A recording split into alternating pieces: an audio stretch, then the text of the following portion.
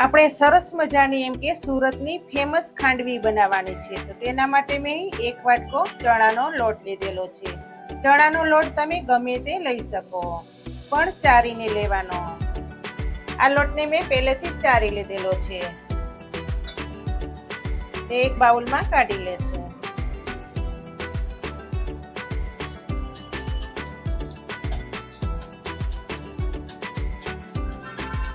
એક ટ્રીપ સાથે આજે આપણે ખાંડવીની રેસીપી શેર કરશું, તો વિડીયો પૂરેપૂરો જોવા નમ્ર વિનંતી.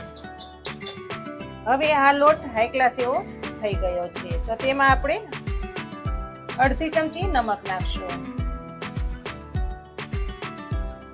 અડધી ચમચી હિંગ નાખશું, અડધી ચમચી જેટલી હળદર નાખશું. બધું મિક્સિંગ કરી લેશું.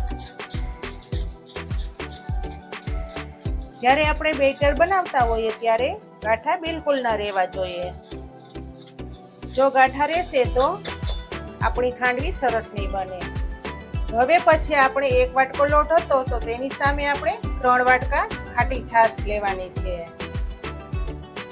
જો તમે દહીં નાખતા હોય તો તમે 1 વાટકો દહીં નાખવાનો.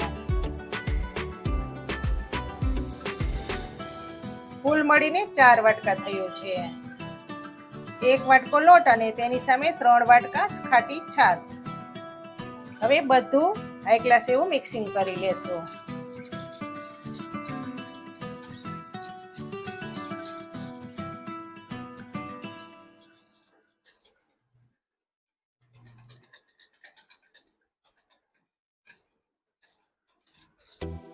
આમાં તમે બ્લેન્ડર પણ ફેરવી શકો. જો બ્લેન્ડર ફેરવશો ને તો સરસ એવું મિશ્રણ તૈયાર થશે.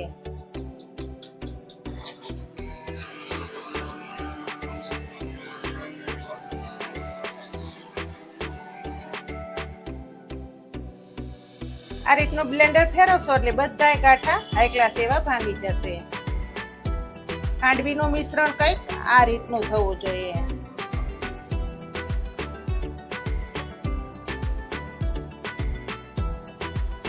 હવે પછી ગેસ ચાલુ કરશો અને ખાંડવી બનાવવાની શરૂઆત કરશો. ખાંડવીના મિશ્રણને કઢાઈમાં નાખી દેશો.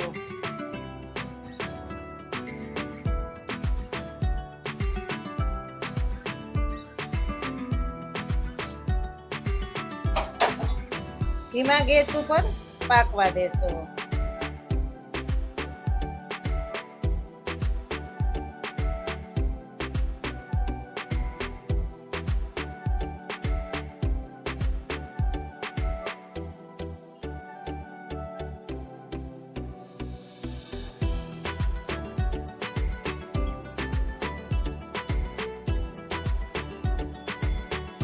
જેમ જેમ ખાંડવીનું મિશ્રણ ઉકળશે તેમ ઘાટું થવા લાગશે.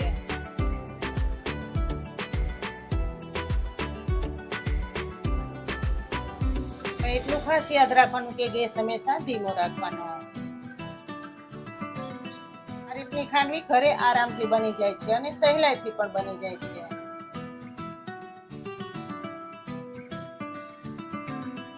જોઈ શકો છો ને, ખાંડવીનું મિશ્રણ હાઈ ક્લાસ ઘટ થવા આવ્યું છે. બિલકુલ વાર નથી લાગતી.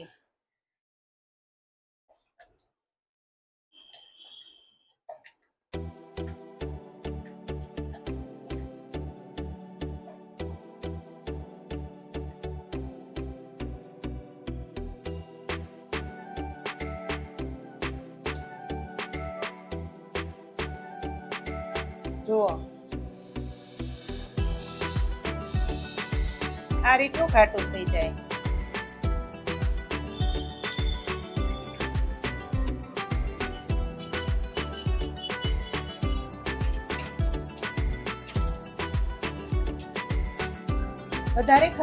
વધારે જાડું પણ નથી કરવાનું. જો વધારે જાડું થઈ જશે તો ખાંડવી બરાબર નહીં થાય.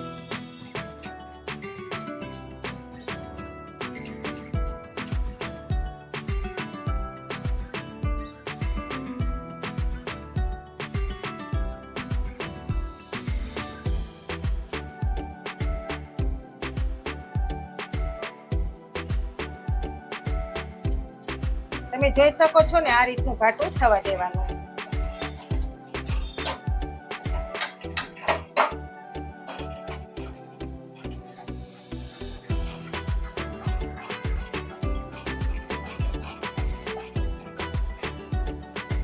આ રીતનું થવા દેવાનું.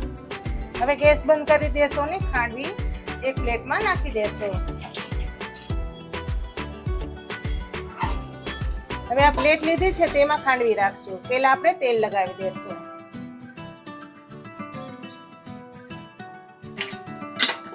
પ્લાસ્ટિકના કાગળમાં પણ ખાંડવી પાથરી શકો.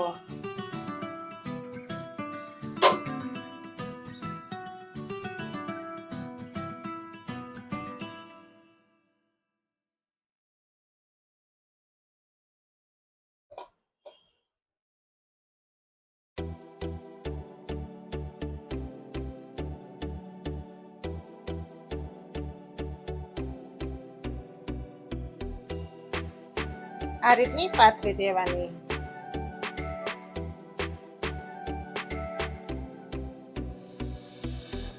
ખાંડવીને પ્લેટફોર્મ ઉપર રાખીશું. તેમાં પહેલા તેલ લગાવી દેશું.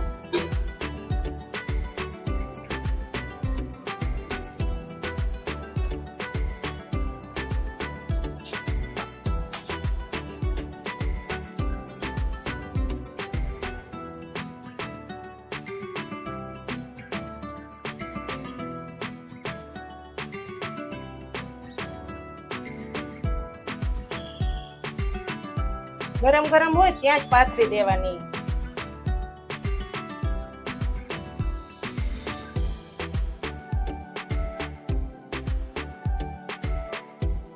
જો મિત્રો, પ્લેટમાં જે ખાંડવી નાખી લેતી તે હવે સરસ એવી જામી ગઈ છે. આ રીતની કટ કરી લેશું.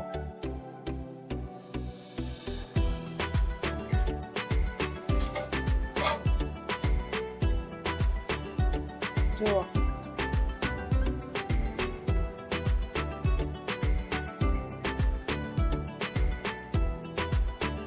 આ રીતના રોલ બનાવશો.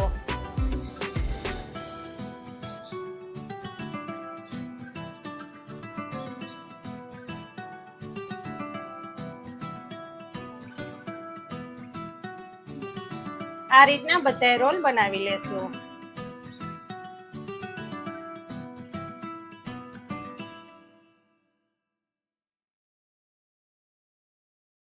તમે ફરસાણની દુકાને જે રીતની ખાંડવી લેવા જાઓ તે ઘણીવાર આપણને મોંઘી પડતી હોય છે, પણ તમે જો આ રીતના બનાવશો તો તમને સસ્તી પણ પડશે અને ઘરની બધી વસ્તુ સારી પણ હોય. મિત્રો, આ રીતની બધી ખાંડવી વળી ગઈ છે, તો હવે તેનો વઘાર કરીશું.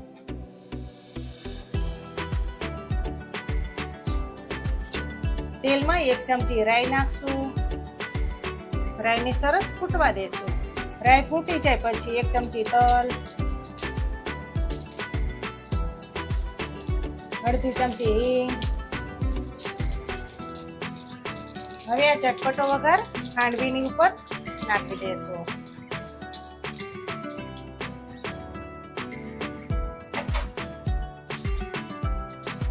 હવે ગરમ ગરમ ખાંડવી ઉપર લાલ મરચું વેરી દેશું.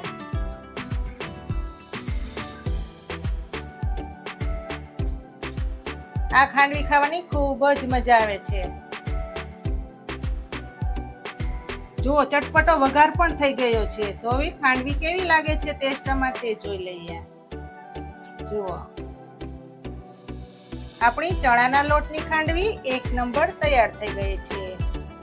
તો તમને કેવી લાગી આ ખાંડવીની રેસીપી તે મને કમેન્ટ કરીને ચોક્કસથી જણાવજો. તો ફરી મળીશું એક નવી રેસીપી સાથે. ત્યાં સુધી જય શ્રી કૃષ્ણ, જય માતાજી. તમે પણ આ રીતની ખાંડવી ચોક્કસથી બનાવજો.